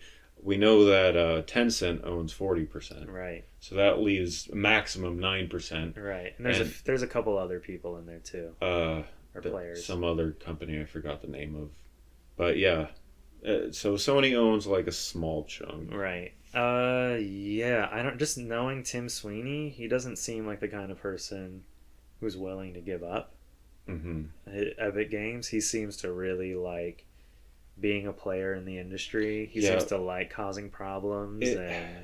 If I don't know, if Sony threw a few billion at him, you think he's not going to take it? Maybe, but I mean, I don't think Sony has that kind of cash lying around. Their games segment is doing really, really well. Mm-hmm. But other aspects of Sony, like their music and their TV and their movies and their phone business is not even around anymore. I don't think they might have one phone on the market. But I don't know how well. I don't keep too close of an eye on their stock price and stuff. Right. But I mean, they're certainly, they're multi-pronged. They have more money available, but I just don't know that Sony is willing to say, hey, have every cent we have to go buy this. Hope it works out for us. Right. And what are they really acquiring with Epic? Epic, well, they would be acquiring all of the subsidiaries that Epic owns. Right. I mean, Unreal Engine. Yeah. That's a huge investment there. That's true. The Epic Game Store. I mean, yeah, they're getting Fortnite. Yeah. Yeah. Which is a huge revenue source. They're getting Fortnite and they're getting Unreal if they bought. That is almost I don't want to say it's enough, but both of those are huge. It's not what I want to see. I don't want, half their brand imagery be Fortnite. Because, that's what would happen. Yeah. I mean, well, Sony does have a movie arm. And like I was saying earlier, Epic Games uses their engine for movie and TV show production. Right. So I mean that could maybe help strengthen that aspect of Sony. Yep, definitely. I wonder what Epic Games is valued at. Let me see. April of this year, they have a $32 billion valuation. That's half of what Microsoft paid for Activision Blizzard King. Yeah, that wow. Yeah. Yeah. If they have, let's assume Sony has the 32 billion. Okay. Just because otherwise, why even have this discussion? They wouldn't be able to buy anyone. Well, I mean, see, my point is I don't think they can afford to buy one of these huge publishers. Mm-hmm. I think they have to look at studios like Bungie, where it's like, okay, we're acquiring knowledge, we're acquiring a popular game, Mm-hmm. but it's still in our price range. Who owns Gearbox? Gearbox.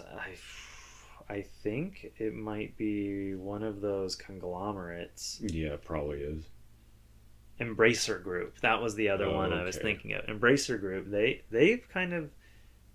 went on a buying spree the last couple of years, and now all of a sudden they're like laying off people at all their studios. Why do they do this kind of stuff? I mean, they even bought limited run games. Yeah. Which is like, that was such a weird buy. Like when I heard that, I was like, they're buying a limited run games? Like they're buying a boutique physical games publisher? Yeah.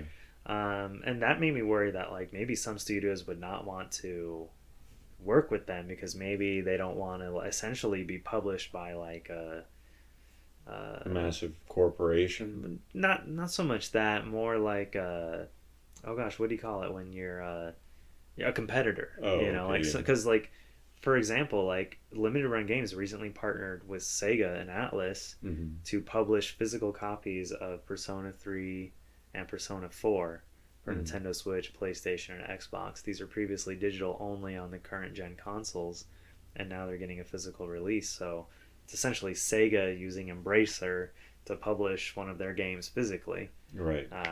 But it hasn't seemed to slow Limited Run down at all. Right. And they seem like they're probably still doing all right. I know they've had some issues this year. What if Sony bought Sega? Well, there's been rumors for a long time that Microsoft wants to buy Sega. Really? Yeah. I could see... Sega's probably a good choice because I don't think they're valued anywhere near as high as... like EA. Yeah. Another option would be Namco Bandai. Namco Bandai is bigger than you think. Yeah. But I could, that would be a good middle ground between like an Ubisoft and a Sega, I think. I mean, that makes a lot of sense if they want a publisher. If they want like a developer, I think they should go for something like From Software, who they already have a history of making games together, like Bloodborne for PlayStation 4. Oh, are they the guys that did all the Souls games? They did all the Souls games. They just did Elden Ring last year, which was like really the first Souls game that went super mainstream and like got a lot of people to pick up the game and play. I think they would make a good choice if they wanted a developer and they wanted to like just keep their games exclusive. Now, because as we saw with the Microsoft and Activision merger, it had to go through a lot of regulatory stuff. Right. So if they go for something like Ubisoft or EA, they're going to have to go through that whole and then process. Microsoft is going to try to block it. Yeah. Whereas if they're just trying to pick up one developer, they won't have to go through any of that regulatory nonsense. Right. So I think if we're going to look at just developers, I think they're a pretty good fit for them. I could see, there are some developers that do work with people like Sega who aren't owned by Sega directly. I mean, this wouldn't happen, but like Vanillaware, that's an example of someone who works with Sega, but Sega doesn't actually own them. Right. Even though they seem to publish all of their games for them now. So yeah, I mean, anything is possible. I do think we'll probably see something. I don't think it'll be this year, but I bet you Sony does make not earth-shattering the way the Microsoft Activision Blizzard merger was, but I think we will see them make a big developer acquisition. But it's tough because in some cases they might have to like buy it from a publisher, buy the developer from a publisher. That happens. Yeah, it does. I mean, you look at Embracer, they're trying to like get rid of stuff, cut staff down, close studios altogether. It might be an opportunity to pick up someone that way. Yeah, true. Yeah, we'll see what happens. I do think that obviously there's got to be pressure. That's not even really a question. Yeah, I do wonder, is it right for them to just like, oh, we got to find something to buy, so let's just buy something. Right. Is that the right move? Honestly, that's a great point. They have so much talent and so many resources at their disposal already. They have Bungie, they have Naughty Dog, they have Santa Monica Studios. They have all these people that could make something awesome. Yeah. That could make them a lot of money. I mean, no one's asking, how about they don't buy, or no one's saying, how about they don't buy something? Right.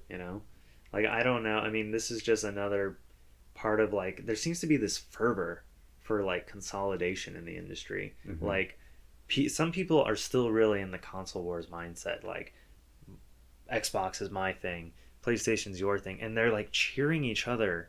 Like, like, my guy bought this new studio. Yeah. Yes, we got another win, you know? And really what's happening is competition is shrinking, exactly. Which means the quality of products is going to decline. At some point, yeah. With less competition, Yeah, I don't like that, there's just less and less players out there now. And when I say players, I'm not talking about, like, the people that play the game. Right. I'm just talking about who's developing or, who's publishing the games. There's just less and less as time keeps going on. Right. And I think that's a mistake. But, I mean, this seems to be, beyond games, we seem to be going this way, just these conglomerates that own a million brands, that...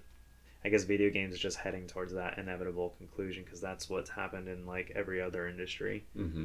Yeah.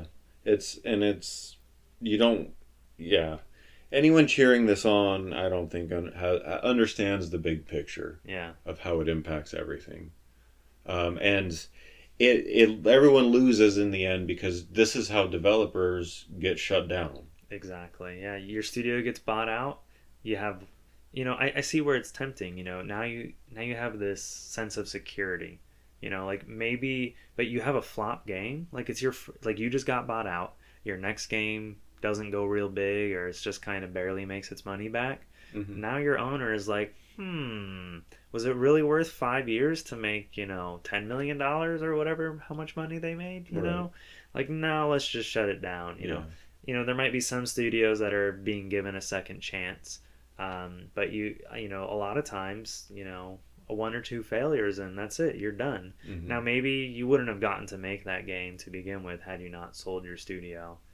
So I don't know. It's tough to say, when someone makes that call. I just hope they're doing it for the right reason when they decide to get bought out. Yeah, right. It's really the developers I worry about. The conglomerates, EA, Ubisoft, the parent company. Yeah. I really couldn't care less as much, but It's the small developers that have the talent and the legendary, gameology, or gameography, I guess. And whenever these studios do get acquired, I mean, maybe the developers, the people making the games, aren't affected with layoffs or anything like that immediately, but you bet a lot of, like, the behind the scenes, like, HR staff and administrative accountant people, those people either get absorbed or they just get tossed aside because now they already have a parent company that's going to do all that accounting for them.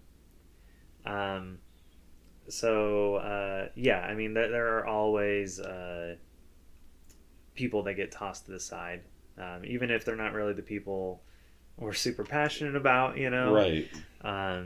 But inevitably, people are going to lose their jobs every time these murders and acquisitions happen. That's what happens with these. So we've got one more story we want to talk about, and it's not so much of a story as it is more of just kind of something cool Sony did. They recently published a lot of their legacy game soundtracks to Spotify, and this just happened over the weekend. These titles include Gravity Rush, which was originally a Vita title, Shadow of the Colossus for the PlayStation 2, Wild Arms for the PS1. I'm going to pronounce this next one wrong. Papalo Croy? I'm not really sure, but that's on various platforms. Soul Sacrifice, which was a Vita game, kind of like when Monster Hunter decided to pull away from Sony and go to Nintendo, Sony was like, well, I guess we have to make our own Monster Hunter now. Yeah. And I've heard very good things about Soul Sacrifice. I think it really leans into like European mythology and stuff like that. Fantavision for the PS2, Echochrome for the PS3 and PSP, White Knight Chronicles 1 and 2 for the PS3, Freedom Wars on the Vita, Patchwork Heroes for the PSP. And so these are all now available for streaming, whereas they weren't previously. And if you don't know, video game soundtracks are often made in Japan. Oh yeah. They almost always get a CD release. Mm-hmm. They're really good about doing that over there, but they're often really, really expensive. Mm-hmm. Like the game will have all the music in it, and the game is $50 or whatever. But then the CD, the 5-disc CD soundtrack is like $40. Yeah, and it's like, damn, the big stuff. And dude, like some of the Nintendo games, like I own the soundtrack to Metroid Prime. Yeah, that soundtrack is probably worth over $100. It's 2 discs. Yeah. I have a decent sized collection of physical game soundtracks, but particularly CD. I know a lot of people are really into vinyl. I have some vinyl video game soundtracks too, but for me, I always wanted to be able to have access to them digitally, and I know getting vinyl on digital is like a big pain in the butt. Yeah. You have to have a special rig to record it. So I always liked that I could burn the CD and then listen to the music, on my phone or whatever. And but I love having the actual CD too, because it comes usually with like a unique like artwork for the cover, and then it gives me something to get signed potentially if I ever happen to meet the composer for the game. Yeah. I was able to do that with the Pokemon Red, Green, Blue, Yellow composer Junichi Masuda. When I met him at the Pokemon World Championships in 2017, I brought my Red and Green soundtrack with me, which he was really delighted to sign. Even though it's digital, it's still really cool of Sony to do this. They, no one asked them necessarily. No. And, for me, this is one of those times where I'm kind of like, when it comes to the convenience factor, I'm almost kind of willing to like, be like, you know what, it just kind of makes sense for music to be there at my fingertip. You can't collect everything. No, exactly. And when it comes to the soundtracks, they can be really expensive. They can be printed in really short supply. So some soundtracks will go for way more than like even the game is worth. Yes, some soundtracks only get released in like collector's editions and stuff too. Oh, those are the worst. Yeah. Where it's like, oh, you want the soundtrack CD? Well, it's only available in the $250 edition. Of course. It's like, oh, awesome. For me, this is really cool. Like, I'm a big Gravity Rush fan. So now that I have the soundtrack just wherever I am is something I'm excited about. A lot of, like we said, in Japan, almost everything gets a physical soundtrack CD. A lot of Nintendo games also get a physical soundtrack CD. But interestingly enough, Nintendo is like the one major publisher who has refused to put any of their music on any streaming services at all. I feel like it's a huge, major missed revenue opportunity for them. Yep. First of all, but a lot of fans will re-upload their music to places like YouTube. And eventually these guys get copyright striked, and their accounts get banned from YouTube, and all that music will disappear. Nintendo has a deep rabbit hole of a reputation for their like heavy-handed copyright protection. Yeah, more than anybody else, they are very enthusiastic. They have their lawyers that just sit there all day, like refreshing like new uploads to YouTube, like just waiting to like strike it down. It seems that way. Cease and desist. Definitely seems that way. It's not surprising. It's well within their nature to not want their stuff on any third-party platform. And I wouldn't be surprised if they're holding out to stream it on the eShop in the future or something like that. Like, I could see them doing something maybe. like that. Like I said, they release a lot of their soundtracks in Japan. Like, I don't know, like, why not? They get like if they put it on Spotify and people listen to it, they get money from that. Yeah. Like it's free money. I don't know if it's more like they have so many composers and maybe they're worried about having to like pay all these people royalties, so it's easier just to like not have to do all that accounting. So maybe that's their thinking about it. I think they're just slow to get on the bandwagon of It's like true. new trends. Yeah, You know, I mean, we're just seeing them now. You know, in the last few years, open up to certain things that people never would have imagined they'd be open to. That other like console holders and stuff were opening up to generations ago, like multiple generations and stuff. I mean, even their online infrastructure today is still behind. It is. Yeah. Oh yeah. I mean, their account system is still kind of convoluted. Their hardware is behind. Friend codes. Like they're using like phone processors in their Switch and stuff. Yeah. Some of that is probably by design. Definitely. But everything they do is just rigid and old guard. Yeah. And they just have always been that way. I mean, they still manage to find success. Yeah, oh yeah, of course. But I mean, of all the major 3 publishers, who has the most memorable music? Who has the music you want to listen to probably more than any of them? Of course, it's Nintendo. Probably Nintendo. They probably have more well-known music than any other like game franchises in history. As far as like iconic themes and stuff, yeah. A lot of their games still have like songs and melody and stuff going where it's not just like ambient background music. Although they have kind of leaned into that more recently with some of their games. So I don't know. I don't know why Nintendo doesn't engage with something like Spotify and Apple Music, or even just letting people put the music on YouTube and just monetizing it for themselves. They have that right to monetize the music. Yeah. But I mean, why not just let it be out there so people can call it up? I mean, like if I want to listen to a track from the credits of Metroid Other M, which is this beautiful orchestral track, like I have to either go to some shady website. You have to go find the physical CD pretty much, right? Or I have to they want me to boot up the game and go all the way to the end again and play through. That is an option. You could just hook up a recording device to your audio jack. They can't stop. But I mean, that's like piracy, dude. I mean, it's just for myself. If you distribute it is. Okay. I don't think it is if you just record off of your TV. Nintendo would probably consider it piracy, knowing that. Yeah, but they what are they going to do about it? They can't get you for that. Yeah. You've done no damage to them. Right.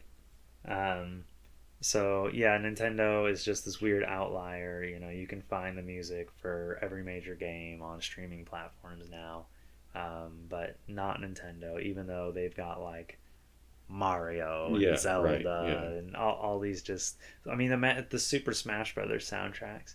That brings up an interesting point.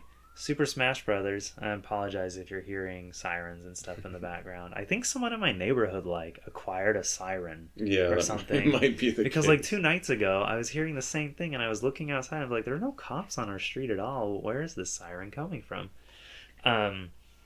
Super Smash Brothers Ultimate though has a music player built into it, and you can actually start playing music. You can make playlists, and you can put the Switch into sleep, and it'll keep playing music in it if you have earbuds plugged into it. But who is going to carry around the Switch with them just to listen to music? That thing weighs 2 pounds, right? But I mean, clearly they make the music accessible. Yeah, it's like they seem to want to, but don't want. I don't know. Yeah, I guess because it's in the game, they don't have to do any special distribution for it. My final verdict is just that it's Nintendo, and this is the way they are. All right, well, I think we've run out of things to talk about. I just want to mention again that you'll be able to find a corresponding blog post for this episode at the-bitbeacon.com. Yep. As with every episode. Yeah. So by the time you're hearing this, the blog post should be up along with the episode. And we'll be back next week. I don't know if we'll record on Tuesday because it's Halloween. Yeah. So it might... It's up in the air at the moment. Yeah, we might have our first episode next week be in November officially. But we'll be back then. End transmission.